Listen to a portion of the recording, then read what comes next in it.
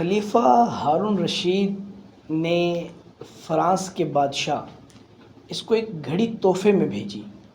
اب اس گھڑی کی خصوصیات کیا تھی؟ جس طرح ہمارے ہاں بھی گھڑیاں ہوتی ہیں، بڑے بڑے گھڑیال ہوتے ہیں اور ان کے اندر مختلف فنکشنز ہوتے ہیں، مختلف طرح کے فنکشنز ہوتے ہیں، ایسے ہی جو خلیفہ نے گھڑی فرانس کے بادشاہ کو بھیجی اس کے اندر فنکشن یہ تھا کہ جب ایک گھنٹہ گزرتا تھا تو ہر گھنٹہ گزرنے کے بعد ایک چھوٹی سی بال اندر سے نکلتی اور وہ ایک بڑی سریلی سی آواز پیدا کرتی اور واپس گھڑی میں گھوم کر اندر چلی جاتی۔ 2 گھنٹوں کے بعد ایسے ہی 2 بالز نکلتی، 3 گھنٹوں کے بعد 3 بالز نکلتی۔ پھر بال جب اندر چلی جاتی تو ان کے پیچھے پیچھے ہر 1 گھنٹے کے بعد ایک گھڑ سوار، یعنی ایک گھوڑا ہے اس کے اوپر کوئی شخص بیٹھا ہے چھوٹا سا، وہ نکلتا اور وہ بھی ایک عجیب سی آواز پیدا کرتا ہوا واپس گھڑی کے اندر چلا جاتا۔ یہ اس طرح ہر 1 گھنٹے کے بعد 1 گھنٹے کے بعد 1، 2 گھنٹوں کے بعد 2، 3 گھنٹوں کے بعد 3، اس طرح گھڑ سوار نکلتے۔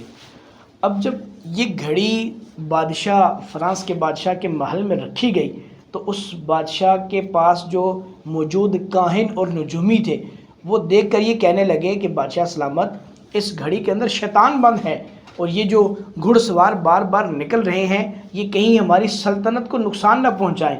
اب جب سب کے اندر یہ باتیں چم گوئیاں ہونے لگیں تو انہوں نے کہا، چونکہ ان کے ہاں یہ عقیدہ تھا کہ رات کو شیطان سو جاتا ہے، تو اب انہوں نے کیا کیا کہ رات کے وقت میں اس گھڑی کو کھول دیا۔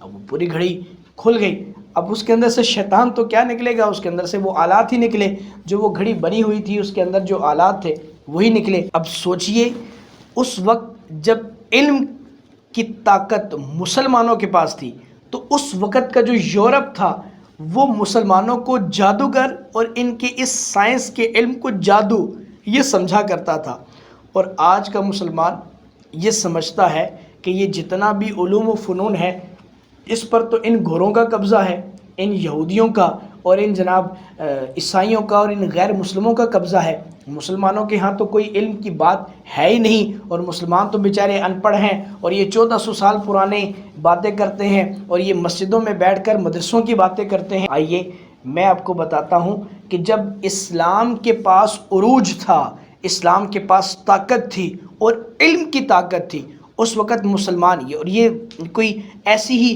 کہانی میں آپ کو نہیں سنا رہا، بلکہ یہ وہ علم کی بات ہے جو تاریخ جس کو ثابت کر چکی ہے، اور تاریخ کی کتابوں میں یہ بات لکھی ملتی ہے کہ وہ کون سے سائنسدان، اسلامی مسلمان سائنسدان ہیں جنہوں نے چیزوں کو ایجاد کیا اور آج ان پر قبضہ اغیار کا ہے، اور ہمارا آج کا نوجوان یہ سمجھتا ہے کہ یہ سارے علوم و فنون ان کے تھے۔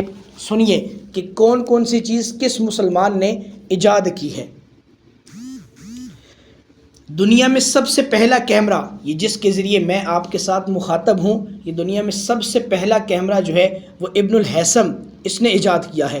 دنیا میں سب سے پہلا کیلنڈر ایجاد کرنے والا عمر خیام ہے، یہ بھی مسلمان ہے۔ آپریشن سے قبل مریض کو بے ہوش کرنے کا طریقہ متعارف کرانے والا زکریا الرازی، یہ بھی مسلمان ہے۔ دنیا میں الجبرا ایجاد اور متعارف کرانے والا موسیٰ الخوارزمی یہ ہے اور یہ بھی مسلمان ہے۔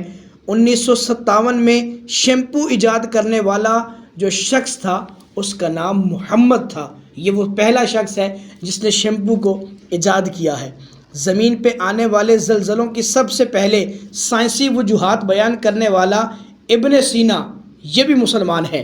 دھاتوں کی صفائی اور سٹیل بنانے کا طریقہ متعارف کرانے والا ابن سینا ہے۔ مصنوعی دانت لگانے کا طریقہ متعارف کرانے والا ابو القاسم، یہ بھی مسلمان ہے۔ ٹیڑھے دانتوں کو سیدھا کرنے اور خراب دانت نکالنے کا طریقہ متعارف کرانے والا ابو القاسم، یہ بھی مسلمان ہے۔ دنیا میں سب سے پہلے ادویات بنانے کے علم کو متعارف کرانے والا ابن سینا، یہ بھی مسلمان ہے۔ دنیا میں کشش ثقل کی درست پیمائش کا طریقہ متعارف کرانے والا عمر خیام ہے۔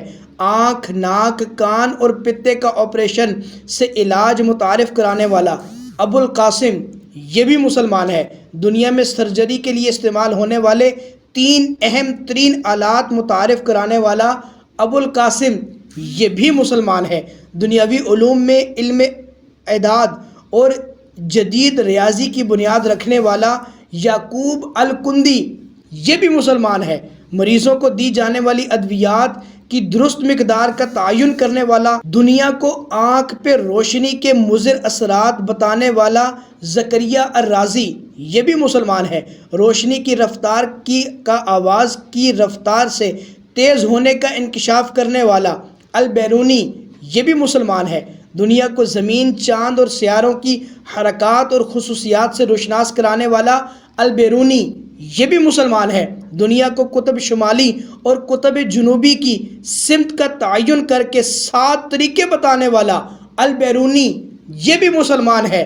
علم ارضیات میں مغرب والوں کی زبان سے بابا ارضیات کہلائے جانے والا ابن سینا ہے اور یہ بھی مسلمان ہے۔ کیمیکلز بنانے اور ایجاد کرنے میں بابا کیمیا کہلائے جانے والا ابن سینا، یہ بھی مسلمان ہے۔ دنیا کو روشنی کے انعکاس اور بصارت میں ریٹینا کا مرکزی کردار متعارف کرانے والا ابن الہیثم، یہ بھی مسلمان ہے۔ اور سیاروں کی حرکات کا درست تعین کرنے والا نصیر الدین طوسی، یہ بھی مسلمان ہے۔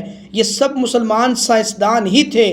اور آج کا نوجوان یہ پوچھتا ہے کہ مسلمانوں نے اور اسلام نے اور دین نے دنیا کو دیا کیا ہے؟